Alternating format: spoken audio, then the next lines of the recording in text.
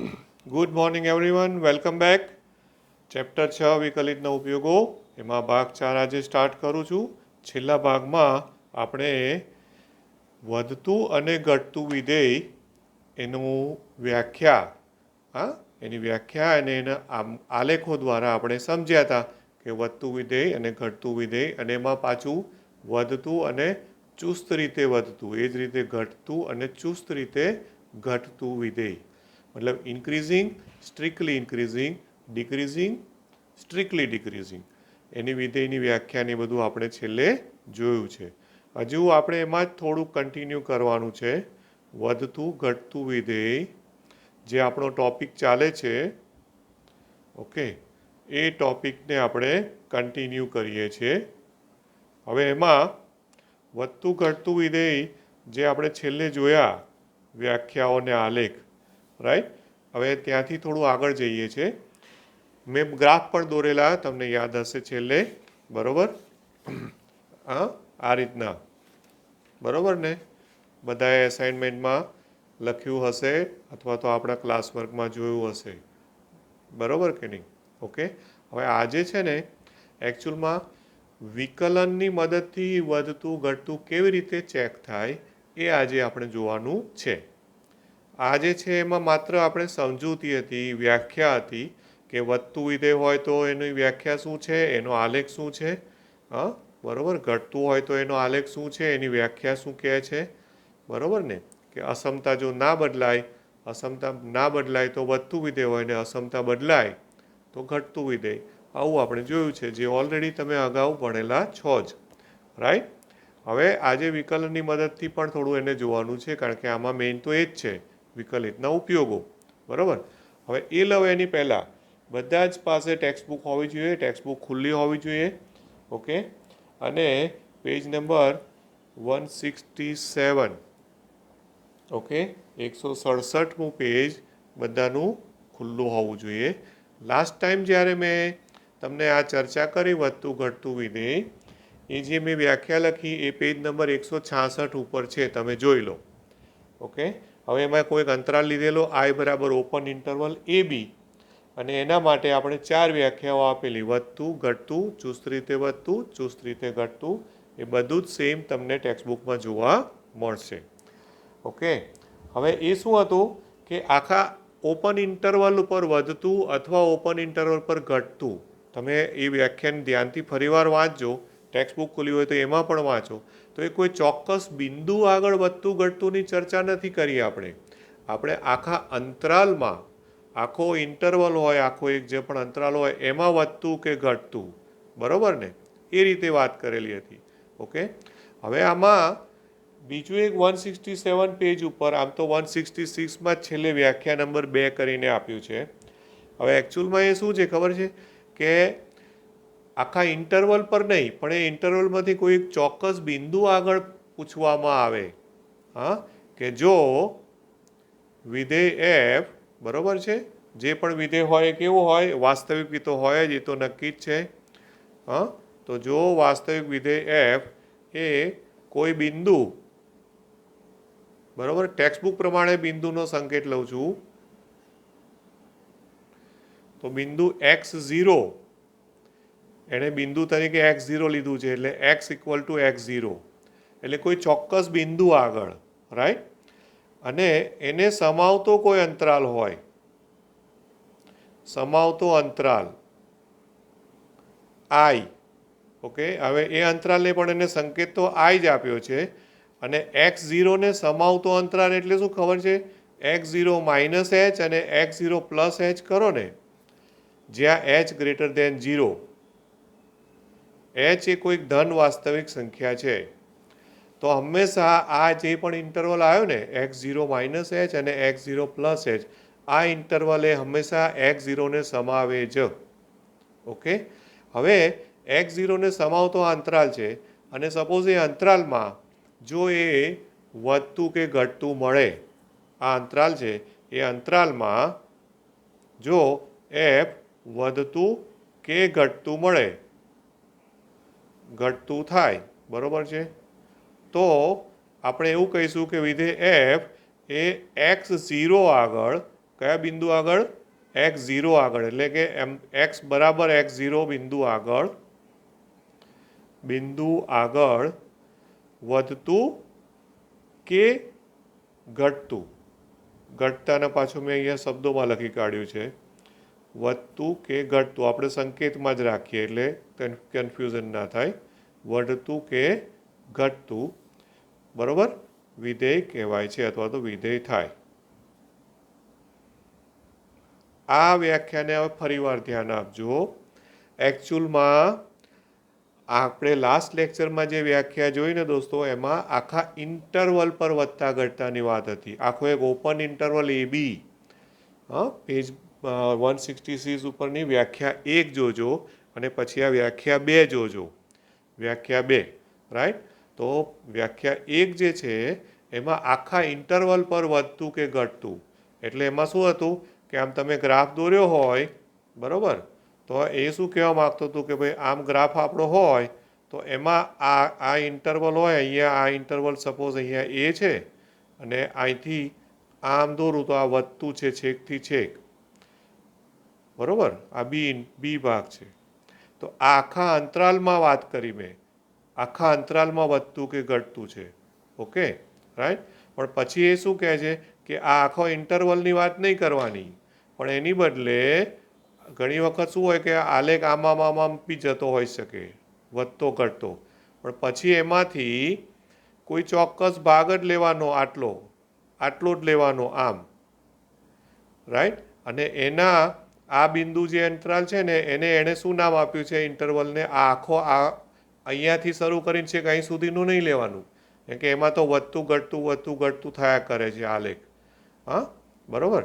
તો એમાંથી એવો ભાગ લીધો છે જો મેં કે જેની અંદર ખાલી વધે જ છે, તો એમાં આ બિંદુને x0 - h ગણાય, આ બિંદુને x0 + h ગણાય. આ જે છે એ x0 - h છે અને આ બિંદુ છે x0 + h છે.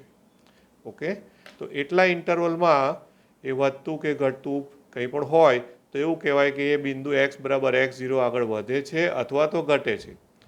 અમે વધતું ઘટતુંમાંથી ખાલી વધતુંનું તમને રફ આકૃતિ દોરીને બતાવી છે. ઓકે, એટલે એકચ્યુઅલમાં હવે ઇન શોર્ટ હું તમને કહું, જો હજુ કોઈને કન્ફ્યુઝન થતું હોય કે ભાઈ સમજણ નથી પડતી, રાઈટ, તો આ વ્યાખ્યા એવું શું સમજાવે છે તમને કે કોઈ પર્ટિક્યુલર બિંદુ આગળનું સાતત્ય પૂછવામાં આવે. ઓકે, તમને કોઈ રકમ આપે ને એવું રકમમાં એવું કે ભાઈ ચેક કરો કે ચકાસો કે આ x બરાબર 2 આગળ સતત છે કે નહીં, અથવા તો x બરાબર 0 આગળ સતત છે કે નહીં. કોઈ ત્રિકોણમિતિવાળી રકમ હોય ને કે x બરાબર π/2 આગળ સતત છે કે નહીં, x બરાબર π/4 આગળ સતત છે કે નહીં, તો એ કોઈ પર્ટિક્યુલર એટલે કે કોઈ ચોક્કસ નિશ્ચિત બિંદુ આગળનું આપણને વધતું ઘટતું, સોરી હું ક્યારનું સતત બોલું છું. ઓકે, એક્સ કોઈ પણ ચોક્કસ બિંદુ આગળ વધતું કે ઘટતું છે કે નહીં, એ જો તમારે ચેક કરવાનું આવે, વધતું કે ઘટતું, તો આ રીતે એનો ઉપયોગ થશે કોઈ ચોક્કસ બિંદુ આગળ. આ એની વ્યાખ્યા છે. એકચ્યુઅલમાં હજુ આપણે વિકલનનો ઉપયોગ તો કર્યો જ નથી, ધ્યાન આપજો. વિકલનથી કેવી રીતે ચેક થાય છે એ હવે આવશે, આજે જ આવશે, પણ હવે આવશે, રાઈટ? હજુ તમે જોજો કે પેજ નંબર 167 પર જુઓ તો ત્યાં એણે પ્રમેય તરીકે એક આપ્યું છે, પ્રમેય 1 તરીકે આપ્યું છે. એને ખાલી આપ્યું છે એટલા માટે હું સમજાવું છું, બાકી એ આપણે પેલી વ્યાખ્યા 1 જુઓ ને તો તમને ઓલમોસ્ટ સરખું લાગશે, પણ એમાં થોડોક ફરક છે. ઓકે, પ્રમેય તો હવે એક્ઝામમાં પૂછવાના નથી, બરોબર. હવે પ્રમેય 1 શું છે કે ધારો કે f એ સંવૃત અંતરાલ AB પર સતત, f એ ક્લોઝ ઇન્ટરવલ AB પર સતત અને ઓપન ઇન્ટરવલ AB પર વિકલનીય હોય, આવું આપ્યું હોય, બરોબર છે. તો એમાં 3 વ્યાખ્યા આપી છે. જો શું કીધું છે કે પ્રત્યેક x બિલોંગ્સ ટુ AB માટે, હવે ઓપન ઇન્ટરવલ માટે કીધું. હવે જો વિકલન આવ્યું, ધ્યાન આપજો. આ IMP શું કામ છે? કેમ કે તમને એવું લાગે કે વ્યાખ્યા 1 અને પ્રમેય 1 સરખા જ છે, પણ ધ્યાનથી જોજો કે એમાં પહેલું નંબર 1, જો F dash x greater than 0 for all x belongs to open interval A B. હવે આપણે વિકલન પર પહોંચ્યા છીએ દોસ્તો કે વિકલનની મદદથી કેવી રીતે ચકાસાય. તો આપણે જે પણ રકમ આપી હોય ને એનું તમારે વિકલન કરવાનું અને વિકલનનો આન્સર જો ધન આવે ઓકે તો એવું કહે છે કે તો વિધેય f A close interval A બી પર ચુસ્ત રીતે વધતું છે. તો વિધેય f A close interval A બી પર શું કહેવાય ચુસ્ત રીતે વધતું. ઓકે ચુસ્ત વધતું એ ઇક્વલ ટુ નથી હા એટલે આ પ્રમેય છે એમાં ચુસ્ત વધતાની વાત છે ચુસ્ત રીતે વધતું. પછી બીજું નંબર બી એમાં હવે એવું છે કે જો એફ ડેશ એક્સ શોધો અને એનો આન્સર ઋણ આવે for all x belongs to A B તો વિધેય એફ છે એ ક્લોઝ ઇન્ટરવલ એ બી પર ચુસ્ત રીતે ઘટતું વિધેય છે. તો એમાં ચુસ્ત રીતે ઘટતું ડાઉન એરો બતાવવું એટલે શું સમજવાનું ઘટતું વિધેય છે. તો હવે આ આવ્યો વિકલિતનો ઉપયોગ દોસ્તો કે વિકલન કર્યું અને વિકલનનો આન્સર જો ધન આવે તો એ વધતું વિધેય છે for all x belongs to open interval A B. એટલે પહેલી વ્યાખ્યા હતી ને જે વ્યાખ્યા એ આપણે વધતા ઘટતાની વ્યાખ્યા હતી બરોબર કે ભાઈ ઓપન ઇન્ટરવલ એ બી પર વધતું ને ઘટતું ક્યારે કહેવાય અને વધતું ને ઘટતું કેવી રીતે ચકાસાય એના માટેનું આ પ્રમેય છે કે જો ધન હોય તો વધતું વિધેય જો ઋણ હોય તો એ અંતરાલમાં ઘટતું વિધેય. અને હજુ આમાં ત્રીજું આપ્યું છે એ ત્રીજું શું છે કે જો એફ ડેશ એક્સ બરાબર 0 થાય ત્રીજું આવું આપ્યું છે અહીંયા આવી જશે કે જો F dash X equal to 0 થાય બરોબર for all x belongs to open interval A B. તો આવું થાય ને તો એ વખતે તમે શું કહેશો કે વિધેય f A close interval A બી પર શું કહેશો અચળ છે બરોબર. તો વિધેય એફ કેમ રીતે અચળ કીધું મેં ક્લોઝ ઇન્ટરવલ એ બી પર અચળ છે. ઓકે આવું આપણે વાત કરીએ છીએ હા પ્રમેયમાં આવું લખ્યું છે. અચળનો મતલબ શું ખબર છે ઢાળ 0 આવે ને તો એનો મતલબ શું થાય ખ્યાલ આવે છે આ આકૃતિ છે તો એમાં ઢાળ 0 આવે ને તો આ બિંદુ હોય ને અહીંયા આગળ ઢાળ 0 આવશે. હવે ધ્યાનથી જોજો આમ ગ્રાફ ઉપર તરફ જાય છે ને રાઈટ. તો એક વસ્તુ યાદ રાખજો આ એક્સ અક્ષ છે આ વાય અક્ષ છે ઓકે આ ઉગમ બિંદુ છે. હવે તમે ઉગમ બિંદુથી જમણી બાજુ જાઓ સાંભળજો બરાબર ઉગમ બિંદુથી જમણી બાજુ જાઓ તો એક્સ યામમાં મૂલ્યમાં વધારો થાય છે યસ વધારો થાય. હવે એ વખતે તમારો ગ્રાફ જુઓ તો ઉપરની તરફ જાય છે એનો મતલબ કે વાય યામમાં પણ વધારો થાય છે. ક્લિયર થાય છે ઓકે રાઈટ. તો આલેખમાં મારે જો તમને કેવું હોય તો આલેખમાં તમે શું કહેશો આલેખમાં કે જેમ એક્સ યામ વધે એકદમ સિમ્પલ એક્સ યામ વધે તેમ વાય યામ પણ વધે વાય યામ પણ વધે. જો આવું થાય તો વિધેય એફ કેવું કહેવાય વધતું વિધેય છે. ખબર પડી હા આ બહુ આઈએમપી નોંધ તરીકે પણ તમે યાદ રાખજો કે આ પણ બહુ કામની વસ્તુ છે. ક્યારેક આલેખ ઉપરથી કોઈ બી પ્રશ્ન પૂછાય ગુજકેટમાં JEEમાં રાઈટ તો તમને ઇઝી પડશે કે જો એક્સ યામ વધે તેમ વાય યામ પણ વધે તો એફ એ વધતું વિધેય છે રાઈટ. અને જો એક્સ યામ વધે તેમ વાય યામ ઘટે એક્સ યામ વધે તો વાય યામ ઘટે. જો આવું થાય તો એફ એ કેવું વિધેય થાય ઘટતું વિધેય છે. ઓકે આ એક અગત્યની નોંધ તરીકે મેં તમને આલેખ માટે આપ્યું છે આ આલેખમાં ગ્રાફમાં. એટલે અહીંયા જો આ ગ્રાફ છે તો હવે આમાં તમે ધ્યાનથી માર્ક કરો તો અહીંયા આ જે ગ્રાફ દોર્યો છે એમાં તમે જુઓ કે આ ઉગમ બિંદુ છે, તો આમાં તમે જુઓ કે એક્સયામ વધે, એક્સયામ આમ વધે છે તો ગ્રાફ ઉપર જાય છે કે નહીં? તો ગ્રાફ ઉપર જાય એટલે આ વાયયામ છે, આ વાયયામ છે. ઓકે, તો વાયયામમાં પણ આ ઉપર જાય એનો મતલબ શું? વાયયામમાં બી વધારો જ થયો ને. એક્સયામ વધે તેમ વાયયામ વધે જ છે, બરાબર કે નહીં? બરાબર, મતલબ કે આ જે મેં આલેખ દોર્યો છે એ શાનો છે? વધતું વિધેયનો આલેખ છે. કરેક્ટ. ઘટતું વિધેય હોય તો શું થવાનું? ઘટતું વિધેય હોય તો આલેખ આમ જવાનો, જો આ રીતના. ઓકે, ખ્યાલ આવે છે? રાઈટ. ઘટતા વિધેયમાં આવું થવાનું. આમાં તમે જુઓ કે આ આલેખ આમ છે, આ રીતનો આલેખ છે.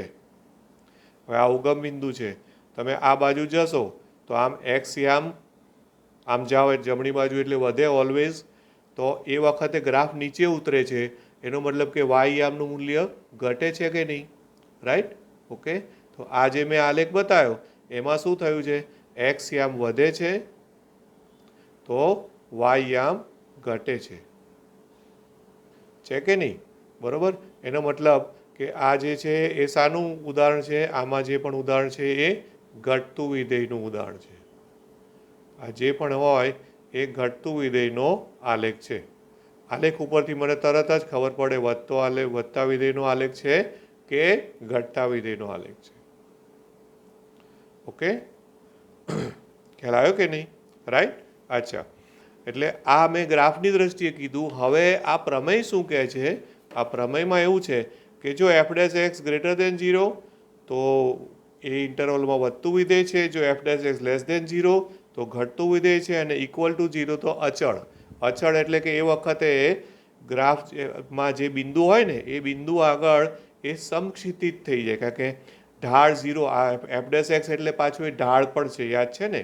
હજુ વિકલિતના ઉપયોગમાં એ પણ બાકી જ છે, આગળ આવશે જ. આ ઢાળ છે, તો ઢાળ 0 થયો એનો મતલબ કે એક્સ અક્ષને સમાંતર મળ્યું. કરેક્ટ. અને એક્સ અક્ષને સમાંતર મળ્યું, બરાબર છે? રાઈટ. તો એ ઓટોમેટિક સમક્ષિતિજ કહેવાય અને એ વખતે એનો ઢાળ 0 થાય જ. ઓકે. અચ્છા, હવે સપોઝ તમને યાદ છે 12મું ધોરણ કે યાદ કરો, પર્વલય ને બધું તમે ભણેલા છો. એક સિમ્પલ ઉદાહરણથી બતાવું કે આમ તમે પર્વલય લો છો. જોજો, સપોઝ કે ભાઈ આમ આપણે પર્વલય લીધો છે, એક એકદમ બેઝિક પર્વલય યાદ કરાવું તમને. આ રીતનો આપણો પર્વલયનો આલેખ આવે, રાઈટ? આમ. ઓકે, તો આ પર્વલય છે. હવે એમાં તમે ધ્યાનથી જુઓ તો કે આ જે પણ પર્વલય છે એમાં કયા ભાગમાં વધતું વિધેય છે અને કયા ભાગમાં ઘટતું વિધેય છે? બોલો. તો તમે જો આ ઉગમ બિંદુ જ લઈએ, હવે ધ્યાનથી જોશો ને, આમાં જો ઉગમ બિંદુથી આ જે જમણી બાજુનો ભાગ છે, આ બાજુ, આ પહેલું ચરણ, તો આમાં તમે એક વસ્તુ માર્ક કરો કે અહીંયા એક્સ યામ આમ જાઓ એટલે વધે તેમ વાય યામ વધે છે. તો આટલો ભાગ જે છે 0 કરતાં મોટું, એમાં આ વધતું વિધેય છે. હવે આ બાજુ બીજા ચરણનો ગ્રાફ જુઓ તો આ આલેખ આપણો શાનો હતો તો યાદ છે ને? આ વ્યાપક રીતે આને x² બરાબર 4ay કહેવાય.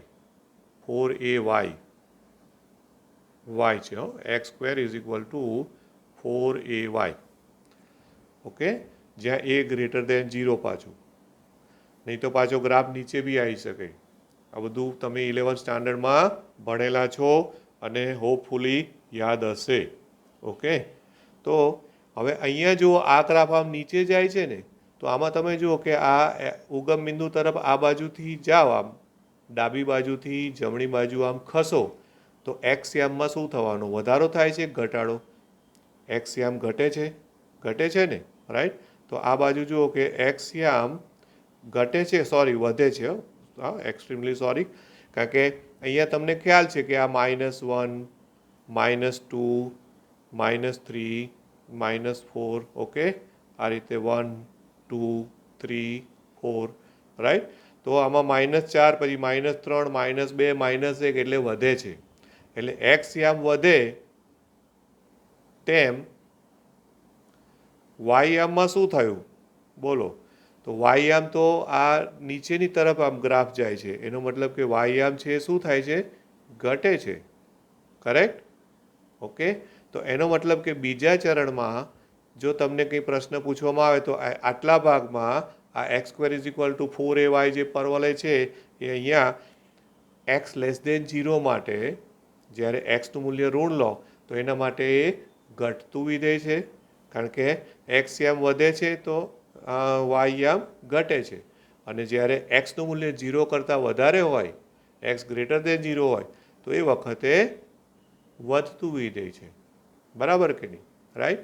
તો હવે પ્રમેય એક એવું કહે છે દોસ્તો, સાંભળજો કે પ્રમેય એક એવું કહે છે કે આ બાજુનું કોઈ બી બિંદુ તમને આપવામાં આવે, ગમે તે, હો, અમે મજા ટપકા કર્યા ને એ બધા ભિન્ન ભિન્ન બિંદુઓ છે, સાંભળી લેજો.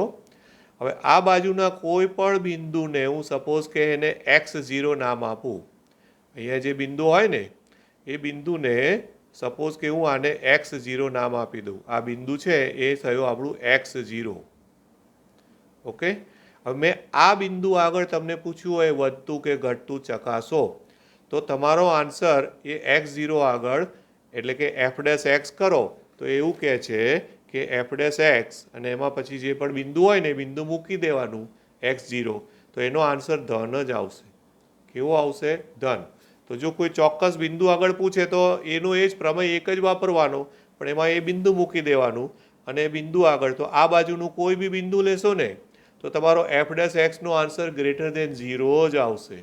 અને આ બાજુથી કોઈ પણ બિંદુ લેશો ને, આ બાજુનું કોઈ પણ બિંદુ ઉઠાવશો અને તમે f' કરશો દોસ્તો, તો એનો આન્સર ઋણ જ આવશે. એનો આન્સર શું આવશે? તમને ઋણ જ મળશે, એટલે કે લેસ દેન 0 જ મળશે. અને આ બિંદુ આગળ તમને 0 મળશે f' નો આન્સર, કારણ કે એ x અક્ષ ઉપર આવી ગયું છે. રાઈટ. એટલે એ વખતે આ સ્પર્શક છે એ સ્પર્શક x અક્ષ પોતે જ થઈ ગયો. બરાબર? દર વખતે આવું ના થાય, પણ આ તો મેં જસ્ટ ઉદાહરણ એવું આપ્યું છે એટલા માટે. ખ્યાલ આવ્યો ને? રાઈટ. તો મેં જે પ્રમેય એક આપ્યો ને એ પ્રમેય એકની મેં થોડીક આ તમને ગ્રાફિકલ એક્સપ્લેનેશન પણ આપ્યું દોસ્તો, કે ગ્રાફ ઉપર જતો હશે એ વખતે f' નું મૂલ્ય ધન આવશે, ગ્રાફ જો ઘટતો હશે તો f' નું મૂલ્ય ઋણ આવશે, અને વધતું કે ઘટતું કશું નહીં હોય તો એ વખતે f' નો આન્સર 0 આવશે. Okay, right. તો આટલી વસ્તુ સમજ્યા પછી હવે આપણે દાખલાઓની ચર્ચાઓ કરી શકીશું. Okay, right. હવે ધ્યાનથી જોઈએ તો સ્વાધ્યાય આવશે 6.2. ઓકે, સ્વાધ્યાય 6.2 લઉં છું. સ્વાધ્યાય 6.2 લઉં ને એ પહેલાં આ ઉદાહરણ 12 અને 13 અને 11 આમ તો બધા આમાં એવું કશું કહી શકું એવું નથી કે કયું વધારે આઈએમપી છે, પણ 12 અને 13 એટલા માટે કહું છું કે એ ત્રિકોણમિતિ છે, અને ત્રિકોણમિતિમાં પેલું વધતું ઘટતું ચેક કરવાનું આવે છે ને, તો એ વખતે પેલી જે ઇન્ટરવલને આપ્યું હોય ને એમાં ક્યારેક આપણી ગડબડ થઈ જાય છે, ભૂલો પડતી હોય છે. રાઈટ. અને એ લોકોએ આમ તો પરફેક્ટ બધું સરસ સમજાવીને ગણીને આપ્યું છે. તો જે 9 થી 13 ઉદાહરણો છે આના પછીના 8 થી 13 સોરી, એમાંથી 12 અને 13 છે ને એ થોડા વધારે તમારે અગત્યના ગણજો. અને પછી ત્રીજો નંબર ઉદાહરણમાં આઈએમપીમાં આપવો હોય તો એ 11મો છે, કારણ કે 11મા વાળા દાખલા છે ને એ જેમાં ટેબલ બનાવીને આપ્યું છે એવા દાખલાઓ તો એ સ્વાધ્યાયમાં પણ આવશે. Okay, right. ચાલો હવે સ્વાધ્યાય 6.2 અહીંયાથી જ સ્ટાર્ટ કરું છું, કારણ કે પહેલો દાખલો છે ને એ એકચ્યુઅલી MCQ છે, આવી જશે એટલામાં. સ્વાધ્યાય 6.2 જોજો. ઓકે, પેજ નંબર 170 એનો પહેલો દાખલો. પહેલા દાખલાની રકમ આવી છે કે સાબિત કરો કે fx is equal two 3x + 17 A r પર ચુસ્ત વધતું વિધેય છે, એટલે કે આમાં x બિલોંગ્સ ટુ r આપ્યું છે. ઓકે, હવે ચુસ્ત વધતું ચેક કરવું હોય, r આપ્યો છે ઇન્ટરવલ, તો આનું કરો વિકલન. તો આનું વિકલન શું થાય? 3x નું 3, 17 નું 0, તો f' નું મૂલ્ય કેવું આવ્યું? ધન આવ્યું કે નહીં? ઓકે, પતી ગયું. હવે આમાં એફ ડેશ એક્સનો આન્સર છે જે એક્સના મૂલ્ય પર આધારિત નથી, કારણ કે આન્સર શું આવ્યો? અચળ આવ્યો ને 3. તો હવે એમાં એક્સ તમે ગમે તે મૂકો, જવાબ તો 3નો 3 જ રહેવાનો છે. For all x belongs to R, F dash એક્સનું મૂલ્ય ઓલવેઝ ગ્રેટર ધેન 0 જ મળવાનું છે. અને એનો મતલબ કે વિધેય એફ એ ચુસ્ત વધતું વિધેય છે, સ્ટ્રિક્ટલી ઇન્ક્રીઝિંગ. ઓકે, ચુસ્ત વધતું વિધેય છે, સિમ્પલ. તો આ એકચ્યુઅલમાં એમસીક્યુનો પ્રશ્ન કહેવાય, બરાબર કે નહીં? Okay, right. ચાલો, ત્યાર પછી બીજો દાખલો લઈએ. બીજો દાખલો આપણું સ્વાધ્યાય 6.2 જ કન્ટિન્યુ છે. તો બીજો દાખલો છે, એમાં f x is equal to e raise to 2x છે રકમ. તો એમાં પણ એક્સ બિલોંગ્સ ટુ આર જ છે. ઓકે, તો સાબિત કરો કે એ પણ ચુસ્ત વધતું વિધેય છે. હા, આનું તમે વિકલન કરો એફ ડેશ એક્સ. તો આમાં સાંકળ નિયમ આવશે. તો પહેલાં ઈ રેઝ ટુ 2x અને ગુણ્યા 2xનું 2, એટલે ફાઇનલી કેટલું આવ્યું? 2e rays to 2x. પણ હવે તમે ઘાતાંકીય અને લઘુગુણકીય વિધેય ભણ્યા હો દોસ્તો, અને એ બરાબર યાદ હોય, ઓકે, તો આ જે ઈ રેઝ ટુ 2x છે ને, એનો આન્સર ક્યારેય પણ નેગેટિવ ના આવે. ગમે તે ઘાત લો, આ હંમેશા ગ્રેટર ધેન 0 જ આવશે for all x belongs to R.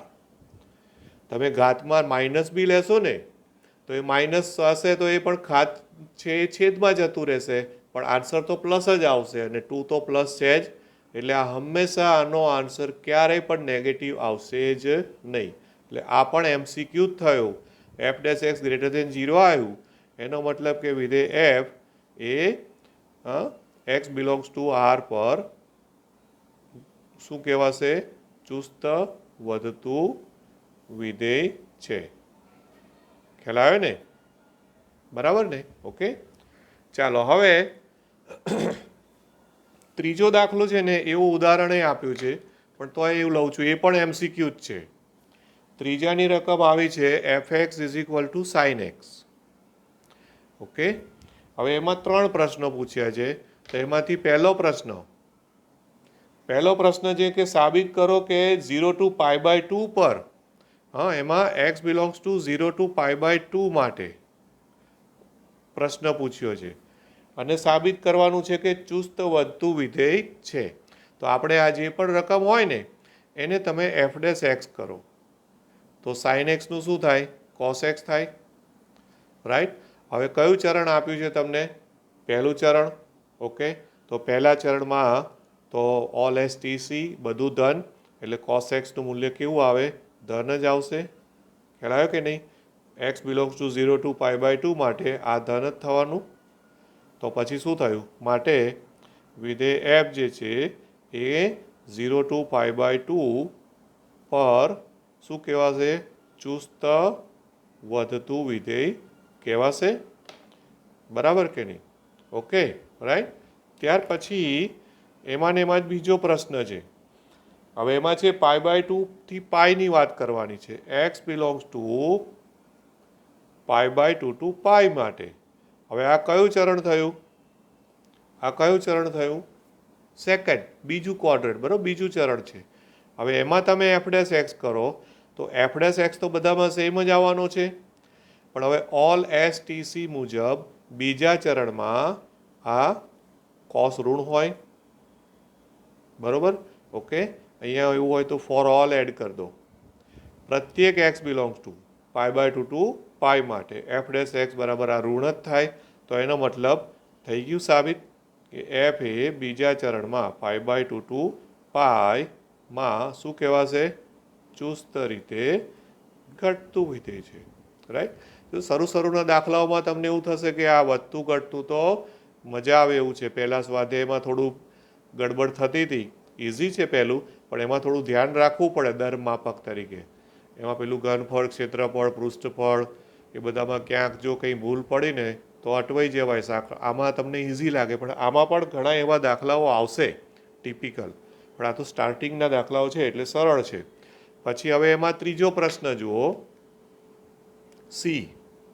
Okay, તો ત્રીજો પ્રશ્ન છે 0 to પાઈ માં વધતું કે ઘટતું વિધેય નથી તેવું સાબિત કરવાનું કહે છે. તો four all x belongs to 0 to પાઈ માટે વાત કરવાની છે. તો હવે એમાં તમે જુઓ કે F dash x is equal two cos x તો થવાનું જ છે. હવે આનો આન્સર છે ને એ 0 થી પાઈ એટલે પહેલું ને બીજું બે ચરણ આવ્યા.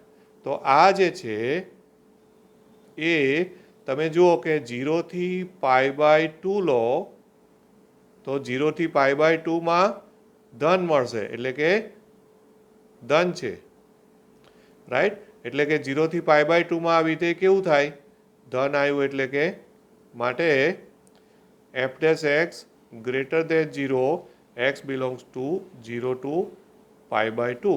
તો એનો મતલબ કે એફ છે એ પહેલા ચરણમાં શું આવ્યું, આમ ઓલરેડી ઉપરવાળું જ છે પણ બે દાખલા મિક્સ કર્યા એણે. ઓકે, એટલે એફ જે છે એ કેવું થયું, આમાં વધતું, ચુસ્ત વધતું થાય. અને હવે બીજું ચરણ લો પાઈ બાય 2 થી પાઈ. બીજું ચરણ શું લેશો, પાઈ બાય 2 થી પાઈ લો, બરોબર, રાઈટ. તથા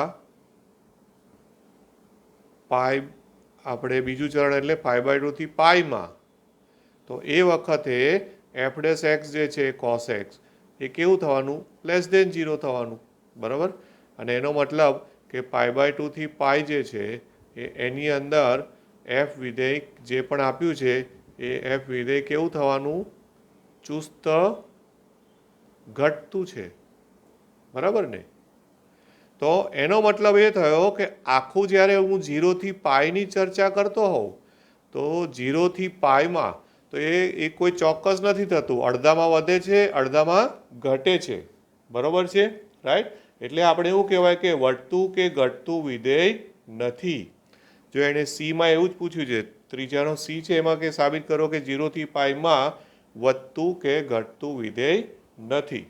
તો તમે કહી શકો કે આમ 0 થી પાઈમાં જે વિધેય એફ છે, બરાબર, એફ એક્સ અને ઇઝ ઇક્વલ ટુ શું છે, રકમ આપી છે સાઇન એક્સ, એ વધતું કે ઘટતું વિધેય નથી. Okay, right. તો આ વધતા અને ઘટતા વિધેયની મેથડ થઈ, હા, સમજૂતી. એટલે આજે હું થોડું બેઝિક દાખલાઓથી જ અટકી જાઉં છું. વધારે આના દાખલાઓ જે છે ને એ આપણે નેક્સ્ટ લેક્ચરમાં રાખીએ છીએ. તમે જાતે પ્રયત્ન કરી શકો છો, પણ ના થાય તો વાંધો નહીં, આપણે ગણવાના જ છે. Okay, so thank you very much, have a nice day. હવે બધા એટેન્ડન્સ આપતા જજો. હું ક્વેશ્ચન મૂકું તો મારો ક્વેશ્ચન ના હોય તો એટેન્ડન્સ આપવાની નથી, પણ જો મારો ક્વેશ્ચન આપ તમને મળે પ્રેઝન્ટનો યસ ઓર નો, તો એમાં યસ જ ઓપ્શન આપ્યું હશે. તમે યસ ઓપ્શન નહીં કર્યું હોય અને લેટ કર્યું હશે તો મારામાં લેટ પણ આવશે કે તમે લેટ હાજર જોઈન્ટ થયા છો, એ પણ મને બતાવશે અને કાયમી સ્ટોર રહેશે. Okay, thank you very much, have a nice day.